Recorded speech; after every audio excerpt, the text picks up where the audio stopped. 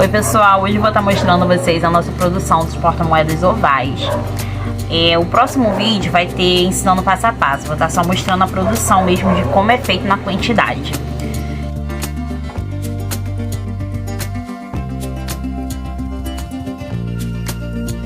Gente, se você ainda não é inscrito, se inscreva no nosso canal. Não esqueça de ativar o sininho das notificações para poder receber o próximo vídeo.